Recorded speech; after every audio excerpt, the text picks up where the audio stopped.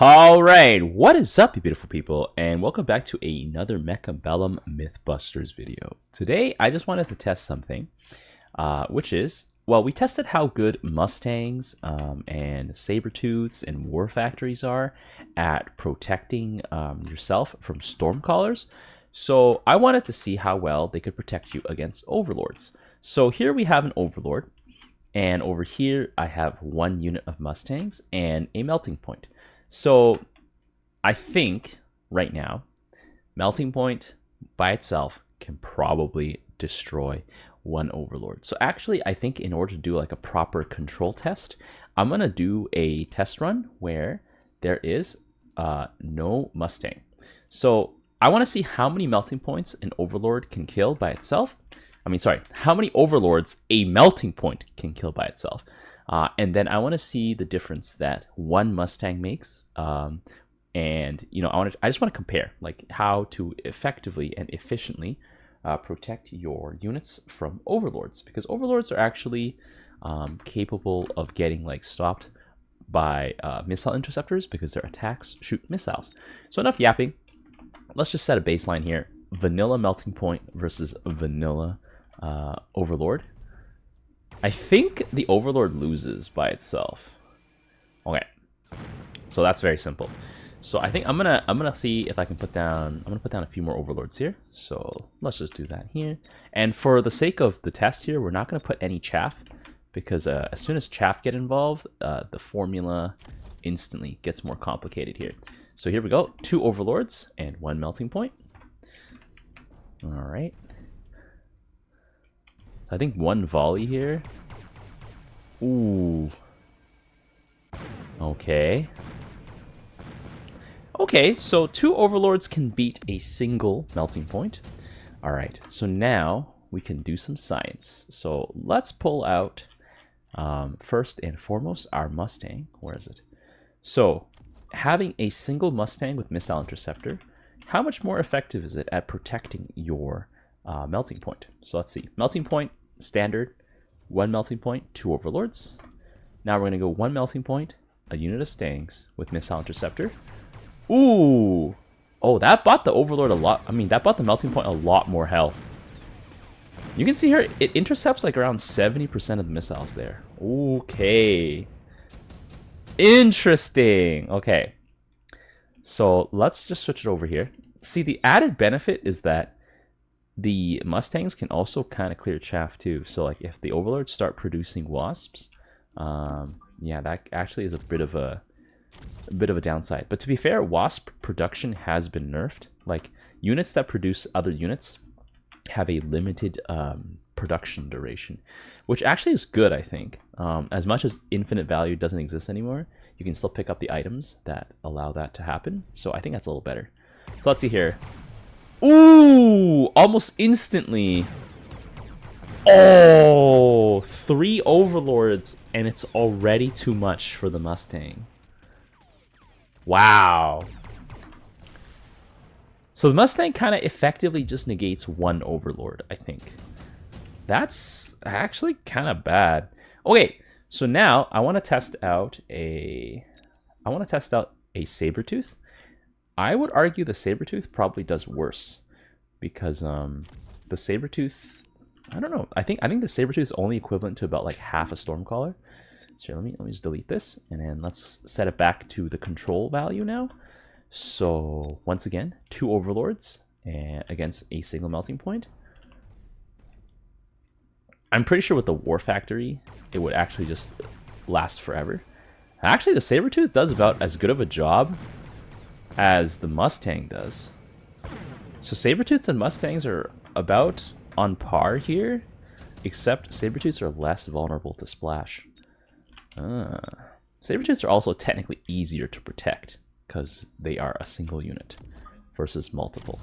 Okay, so if that is the case, I'm pretty sure then 3 of these guys, 3 Overlords, would easily overwhelm the Sabertooth's anti-missile capacity here and cause the melting points to lose. Yep, that seems pretty consistent. Okay. Very, very consistent. Okay. So let's just go back here. So it seems like there are, like in terms of power, these units all seem to be on par. Okay. Now, what about a missile interceptor? So same thing, 2-on-1, but no other unit this time, and just a missile interceptor.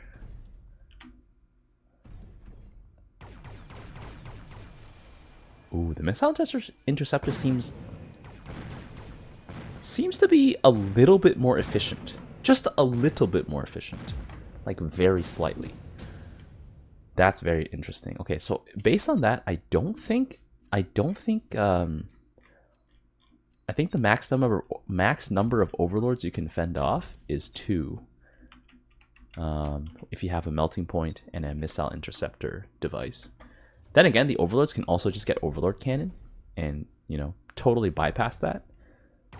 But let's see. Yes, it's very consistent. It consistently nullifies. Well, actually, if you think about it, that's actually really, really good. It means a melting point with 1 anti-missile setup can easily nullify this thing here. Okay, well, okay.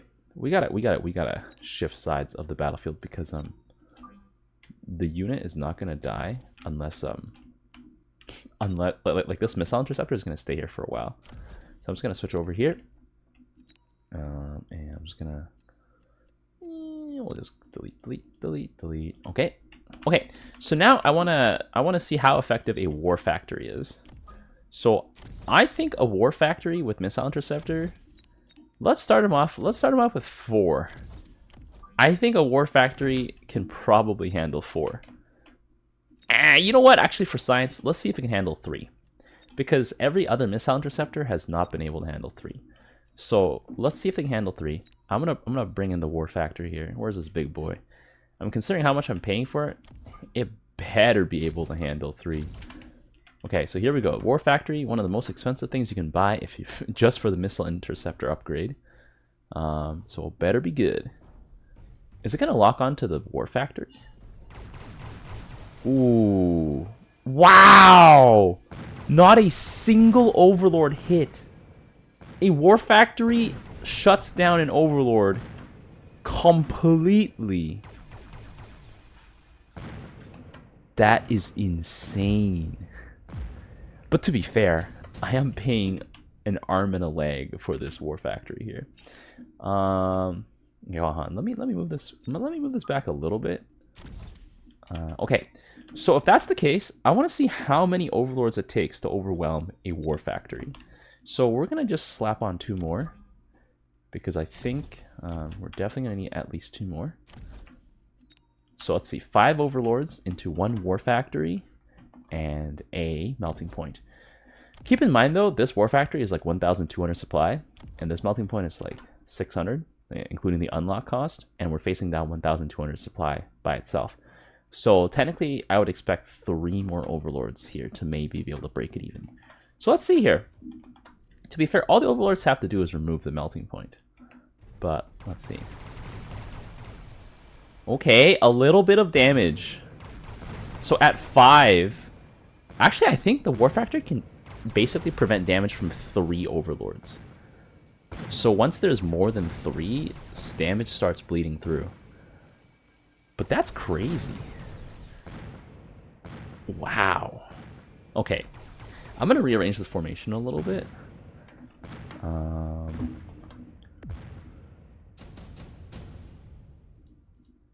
Okay, let's just I'm going to rearrange the formation a little bit so that the overlords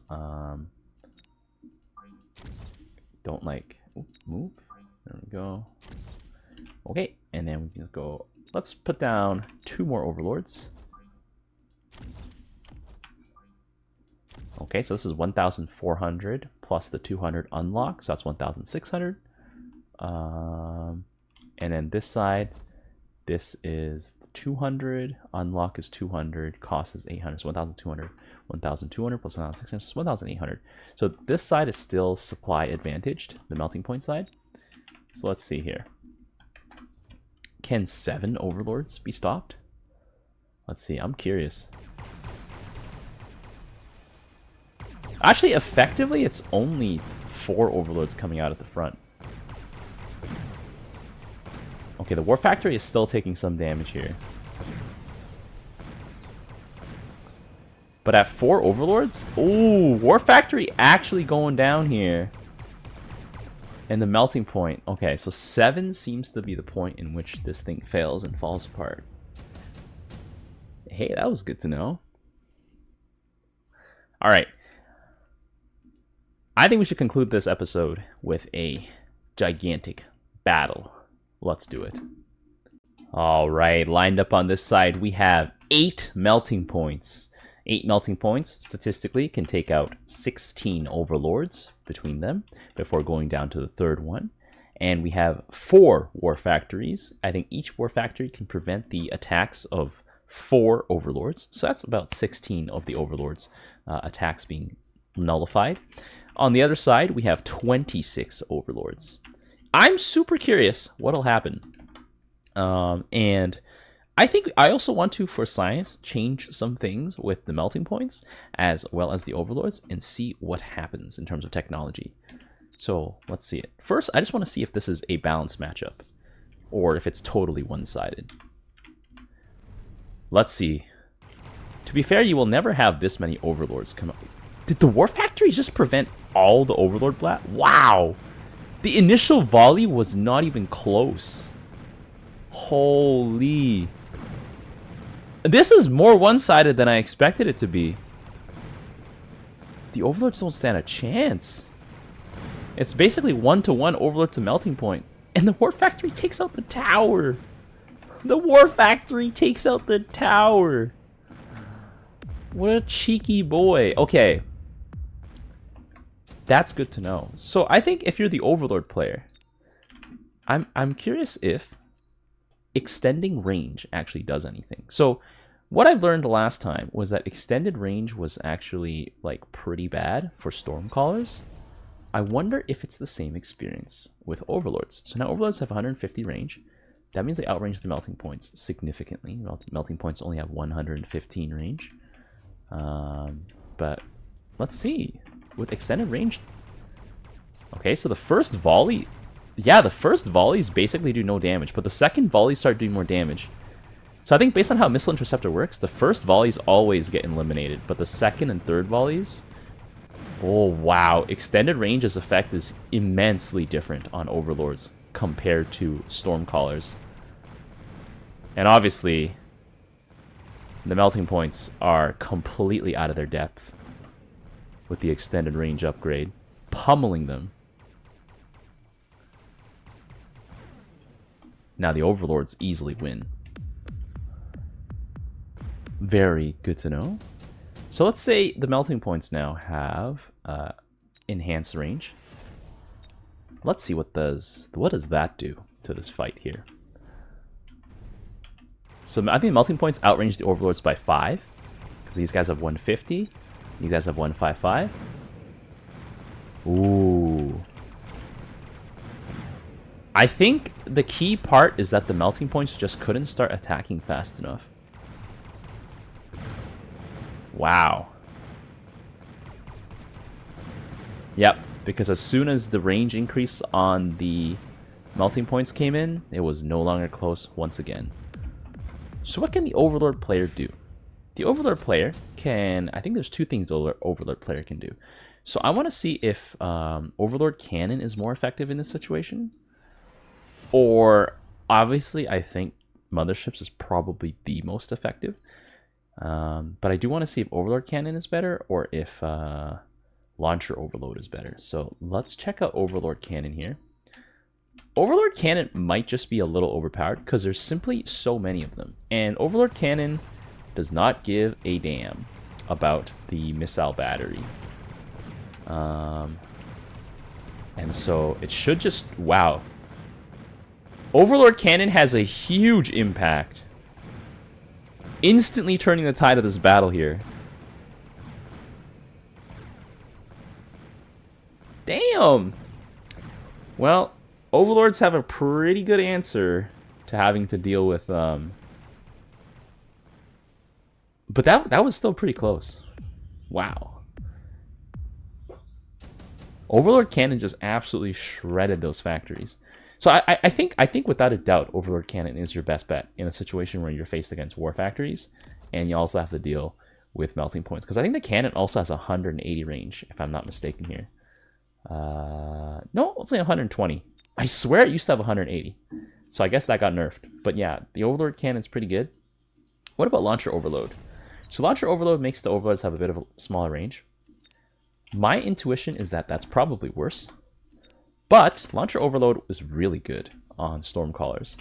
Plus range together, it makes like a really insane combo. So maybe this is not bad. But I think the rate at which the Overlords kill the War Factory, it seems comparable actually. The Overlords actually killed the War Factory at around the same pace as Overlord Cannon.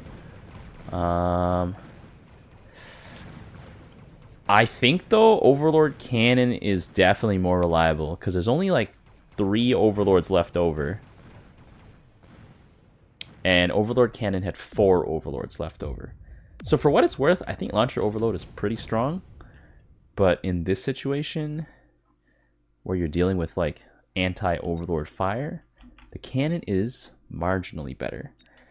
But I guess, like, in a situation where there's this many of them, I don't know if marginally better really matters, like in the micro situation, you know, when it's like 1-on-1 or like 2-on-3 kind of situation.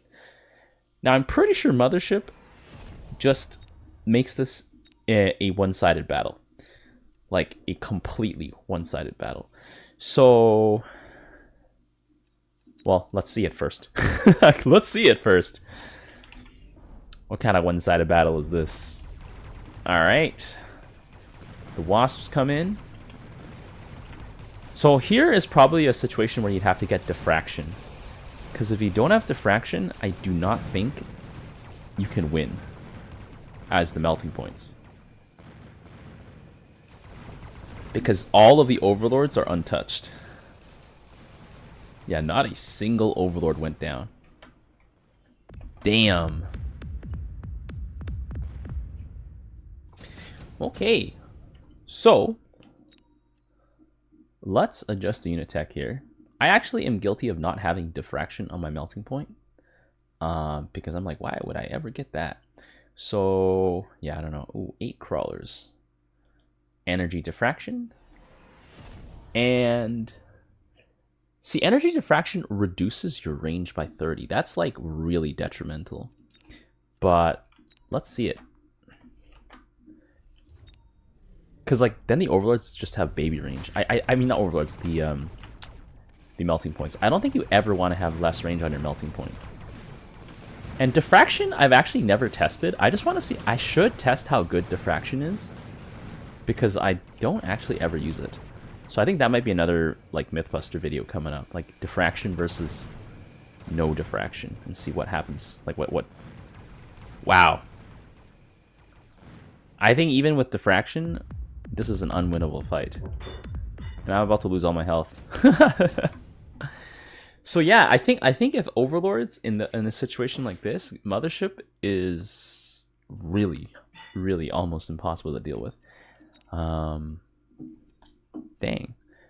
This is kind of like a dealing with Overlords video, I guess. So, okay.